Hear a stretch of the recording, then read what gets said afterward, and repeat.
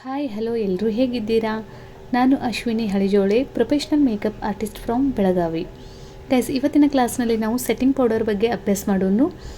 Setting powder ಅಂದ್ರೆ foundation ಮತ್ತು ಕನ್ಸೀಲರನ್ನು lock ಮಾಡಿ ಮೇಕಪ್ ಹೆಚ್ಚು ಕಾಲ ಉಳಿಯಲು ಸಹಾಯ ಮಾಡ್ತೈತಿ. ಮತ್ತು ಇದು ಮುಖದ ಮೇಲಿರುವಂಥ ಹೆಚ್ಚುವರಿ ಆಯಿಲನ್ನು ನಿಯಂತ್ರಿಸಿ ಮೇಕಪ್ಗೆ ಮ್ಯಾಟ್ ಮತ್ತು ಸ್ಮೂತ್ ಫಿನಿಶ್ ನೀಡ್ತೈತಿ. ಸೆಟ್ಟಿಂಗ್ ಪೌಡರನ್ನು ಫೌಂಡೇಶನ್ ಮತ್ತು ಕನ್ಸೀಲರ್ ಆದ ನಂತರ ಇದನ್ನು ಅಪ್ಲೈ ಮಾಡಬೇಕು. ಈ ಸೆಟ್ಟಿಂಗ್ ಪೌಡರನ್ನು ಕೂಡ ನಮ್ಮ ಸ್ಕಿನ್ಗೆ ಅನುಸಾರವಾಗಿ ಪೌಡರನ್ನು ಆಯ್ಕೆ ಮಾಡ್ಕೋಬೇಕು.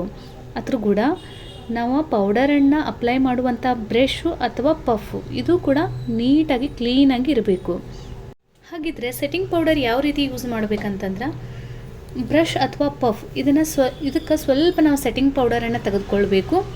ಎಕ್ಸ್ಟ್ರಾ ಪ್ರಾಡಕ್ಟನ್ನು ಅದನ್ನು ಡಸ್ಟಪ್ ಮಾಡ್ಕೋಬೇಕು. ಮೊದಲ ಸೆಟ್ಟಿಂಗ್ ಪೌಡರನ್ನು ನಾವು ಎಲ್ಲಿ ಅಪ್ಲೈ ಮಾಡಬೇಕಂದ್ರೆ ಕಣ್ಣಿನ ಕೆಳಗೆ ಅಪ್ಲೈ ಮಾಡ್ಕೋಬೇಕು. ಯಾಕಂದ್ರೆ ಜಲ್ದಿನ ಕ್ರೀಸ್ ಬೀಳುವಂತಹ ಏರಿಯಾ ಕಣ್ಣಿನ ಕೆಳಗೆ ಆಗಿರುವುದರಿಂದ ಫಸ್ಟ್ ನಾವು ಕಣ್ಣಿನ ಕೆಳಗೆ ನೀಟಾಗಿ ಸೆಟ್ಟಿಂಗ್ ಪೌಡರ್ ಅಪ್ಲೈ ಮಾಡ್ಕೋಬೇಕು. ಹೆಚ್ಚು ಪೌಡರ್ ಆಗದಂತೆ ಅದನ್ನು ಚೆನ್ನಾಗಿ ಎಲ್ಲ ಕಡೆ ಬ್ಲೆಂಡ್ ಮಾಡ್ಕೋಬೇಕು. ಅಗತ್ಯವಿದ್ದರೆ ಮಾತ್ರ ಇನ್ನೊಂದು ಸರಿ ಅಪ್ಲಿಕೇಶನ್ ಮಾಡಬೇಕು. ಇಲ್ಲ ಅಂತಂದ್ರೆ ಜಾಸ್ತಿ ಪೌಡರ್ ಕೂಡ ಯೂಸ್ ಮಾಡಬಾರ್ದು. ಯಾಕಂತಂದ್ರೆ ಅಲ್ಲಿ ಪೌಡರಿ ಜಾಸ್ತಿ ಕಾಣ್ತೈತಿ. ವಿವಿಧ ಸ್ಕಿನ್ ಟೈಪ್ಗಳಿಗೆ ವಿವಿಧವಾದಂತಹ ಸೆಟ್ಟಿಂಗ್ ಪೌಡರ್ಗಳಿರ್ತಾವೆ. ಅದನ್ನು ನೋಡಿ ನೀಟಾಗಿ ಸ್ಟಡಿ ಮಾಡಿ ನಾವು ಅದನ್ನು ಯೂಸ್ ಮಾಡಿದ್ರೆ ಔಟ್ ಆಫ್ ರಿಸಲ್ಟ್ ಚೆನ್ನಾಗಿ ಬರ್ತೈತಿ. ಆಯಿಲಿ ಸ್ಕಿನ್ನಿಗೆ ಮ್ಯಾಟಿ ಫಿನಿಶ್ ಪೌಡರನ್ನು ಯೂಸ್ ಮಾಡಬೇಕು. ಡ್ರೈ ಸ್ಕಿನ್ನಿಗೆ ಹೈಡ್ರೇಷನ್ ಅಥವಾ ಫೈನ್ ಪೌಡರ್ ಬಳಸಬೇಕು. ಕಾಂಬಿನೇಷನ್ ಸ್ಕಿನ್ಗೆ ಡೇ ಝೋನ್ನಲ್ಲಿ ಹೆಚ್ಚು ಪೌಡರನ್ನು ಅಪ್ಲೈ ಮಾಡಿ ಬಾಕಿ ಉಳಿದ ಭಾಗದಲ್ಲಿ ಸ್ವಲ್ಪ ಕಡಿಮೆ ಸೆಟ್ಟಿಂಗ್ ಪೌಡರನ್ನು ಯೂಸ್ ಮಾಡಬೇಕು.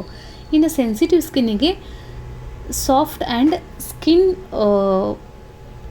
ಸಾಫ್ಟ್ ಮತ್ತು ಫ್ರೆಗ್ನೆನ್ಸ್ ಫ್ರೀ ಇರುವಂಥ ಪೌಡರನ್ನು ಯೂಸ್ ಮಾಡಬೇಕು.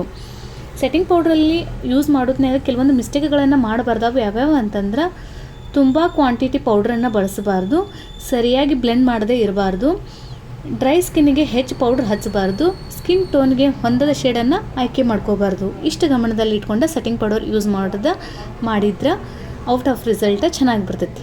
Thank you for watching. ಇನ್ನಷ್ಟು ವಿಡಿಯೋಗಳಿಗೆ